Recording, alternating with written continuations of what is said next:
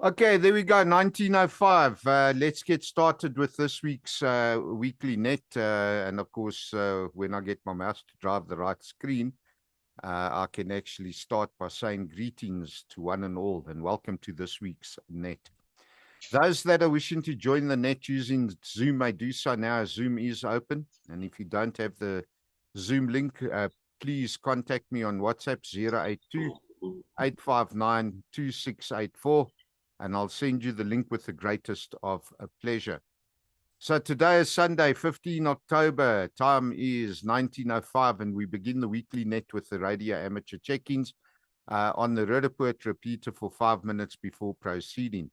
This net is broadcast every Sunday evening starting at 1900 and is broadcast for the benefit of radio amateurs, disaster relief cert volunteers, and members of the general public. The net is therefore open to all interested parties.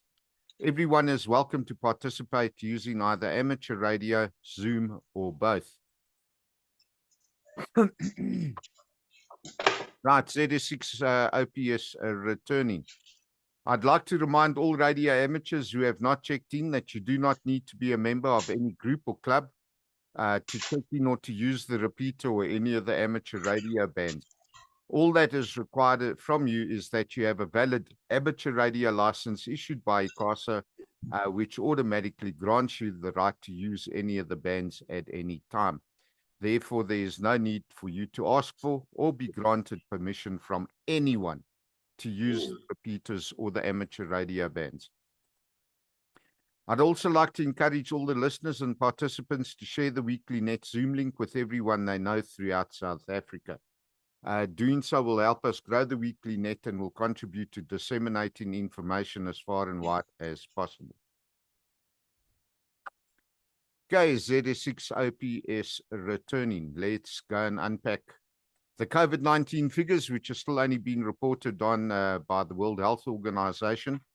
So globally, we're sitting at 771,191,203 cases that have been reported up to the 12th of October of 2023, compared to the 771,150,000 cases. This week, quite a significant drop in numbers. Don't know why. We'll have to see how it actually pans out next week.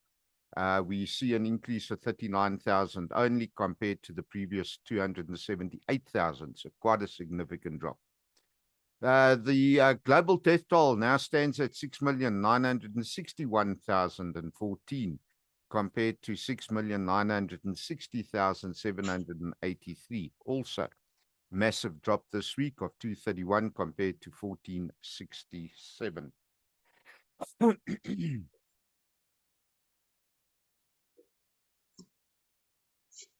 Okay, ZS6 OPS returning after wetting the throat with some coffee. Again, second week in a row, Mpox, we got no updates. Our last figures were still sitting at 26th of September of 90,618 being the last total given, with South Africa still sitting at 5. Now, in the interest of public health, I'll still continue to report on the measles. And of course, at the 9th of October, South Africa now has 1,217 cases compared to the 1,207. It's only an increase of 10. And of course, that was Gauteng that went up by 5, and Limpopo and Northwest are still leading the pack. So no changes in the figures in that aspect. In general news, this week I need to focus on the humanitarian impact on the situation in the Middle East. So for those of you that haven't been following the news, Hamas attacked Israel on the 7th of October, resulting in Israel officially declaring war on Hamas. This was as a result of having basically in excess of, I just need to get my mouse back onto my screen, in excess of about 900 people that were killed during the attack by Hamas on Saturday, the 7th of October. Now, as a result of that, Israel decided to declare war on Hamas. And I'll tell you what, this is not only seen one of the most intense bombing campaigns on Gaza ever. Israel has dropped in excess of 6,000 bombs in literally 6 days. It's an average of 1,000 bombs a day. Several complexes, suburbs, areas of Gaza have literally been flattened in this bombardment. However, Hamas has also sent thousands of rockets into Israel, the majority of which were intercepted by the Israeli Iron Dome. Some of them did get through, and of course, some of the suburbs in Israel have also been affected. And then Hezbollah has also now attacked Israel from Lebanon side. So Israel is busy fighting or having a bit of a retaliation on that side. That's not the main impact at the moment. What's of major concern is ZS6 OPS returning. What's a major concern is actually Israel, however, has implemented several measures which are drawing international attention to possible international humanitarian law abuses, such as declaring a complete blockade of Gaza. What has happened is Israel has said no water, electricity, and no diesel are allowed into Gaza. No humanitarian aid, no nothing. A complete siege of Gaza, the Gaza Strip in its entirety. And of course, during the course of this last 3 days, we saw virtually 2.1 or 2.2 million people suddenly finding themselves without electricity at all, because the only power station capable of generating power is run out of diesel. This has had a major impact on various of the hospitals throughout the Gaza Strip, both north and south. Some of the hospitals are on their last legs of diesel. And of course, by this morning, 2.2 million people have in actual fact discovered that there is no water. So in the last 24 to 48 hours, the water has also run dry in all of the taps. However, I see the latest news tonight at about 18:30. Israel has agreed with the US to actually turn water back on to supply Gaza with water. So the fact that hospitals are sitting without electricity, sitting without water, both the World Health Organization and the United Nations warning that hospitals will become morgues, as medical staff will not be able to provide medical assistance to the wounded and the sick. So in addition to the blockade, Israel has also ordered 1.1 million in the north of Gaza to evacuate to the south. This has also raised some serious questions in terms of international humanitarian law, being the legal occupiers of the Gaza Strip, under various Hague conventions and also the Geneva Conventions.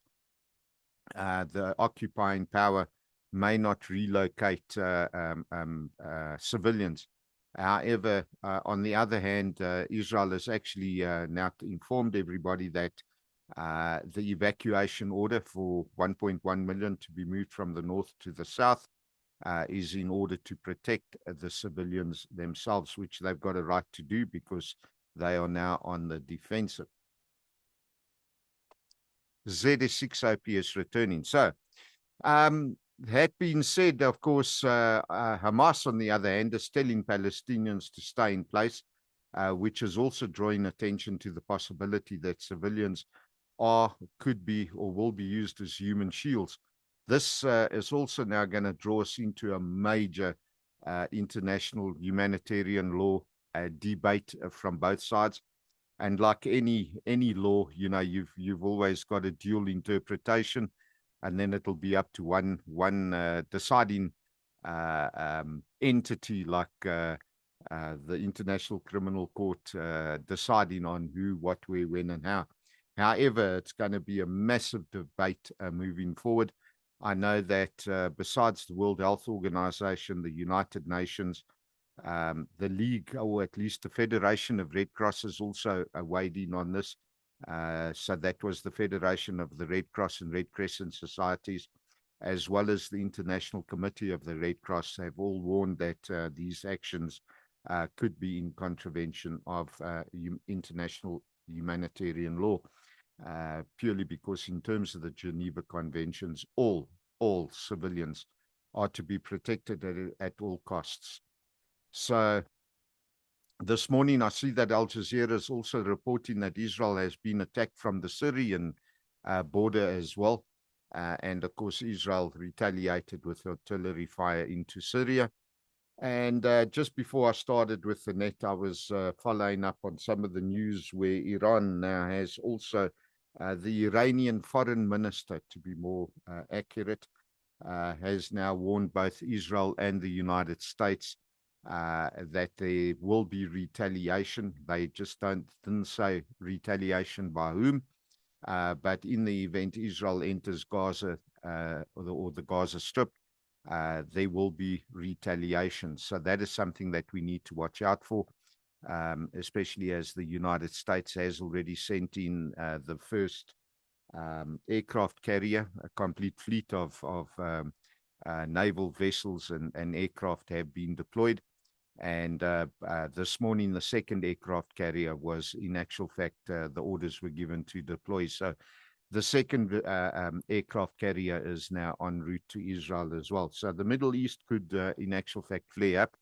And when I raised this morning, Z6 OPS returning, I actually was discussing the price of potatoes and gem squash. And somebody remarked that they couldn't understand what the war in the Middle East has to do with the price of potatoes. Well, actually, it's quite simple. The Middle East situation, we're going to see a major impact on US dollar rates throughout the world again. They'll lose a lot of ground, and it might benefit us, it might not. However, on the other hand, the price of fuel and all the rest of it, that they will definitely skyrocket, which is going to affect us yet again, which means they're transporting those poor potatoes. I mean, can you imagine paying 16 Rand 85 for one potato? Just think about that for a minute. 16 Rand just to have one potato. So if you got kids and you tell your kids to eat up, there's plenty starving people in the world. They could actually try and figure out, well, by them eating the potato, how does that affect the people that haven't got food? So catch 22 yet again. All right. So that being said, protesting worldwide has also escalated this week. The greatest threat, I think, in my personal opinion, is from Iran, where several millions of people attended a protest on Friday at the Liberation Square, I think it's called. And of course, this is now getting to be quite ugly. Various other locations, New York City, France, and in the UK, there have been protests, supporting marches, etc., etc., both for and against Israel, both for and against Palestine. And to be quite honest with you, if you take a look at the number of people that were actually affected, or the number of countries who were affected by the loss of life during the initial attack, that's 36 countries. We could actually find ourselves yet another step closer to World War III. All righty. So on that sad note, let's see, are there any other stations that we'd like to check in? Z6 OPS standing by. And I see there's only 10 minutes on the Zoom meeting, so I'm not going to stick around after it dies. I'm going to try and get out of here.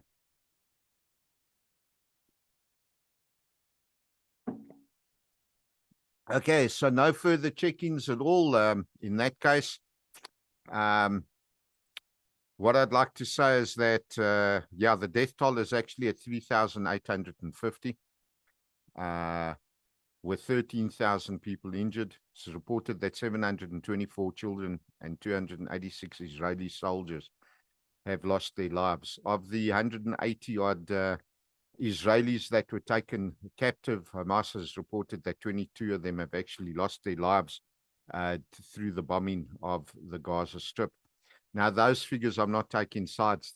That's just the cumulative figure for both the Hamas losses, Israeli, West Bank, and Lebanon.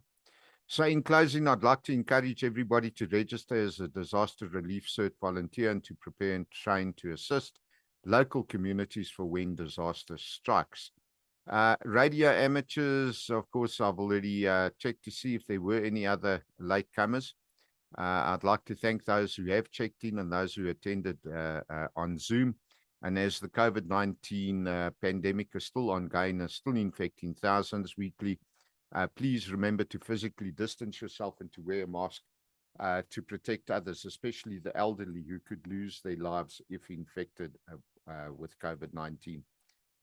And remember, it's always best to sanitize or wash your hands on a regular basis in any event. Doing so will assist in stopping the spread of other respiratory diseases as well. So for the week moving forward, be safe, be prepared, and of course, be happy. This is ZS6OPS now releasing the Rudderpert repeater for general use. Cheers all. Okay, so let me stop that.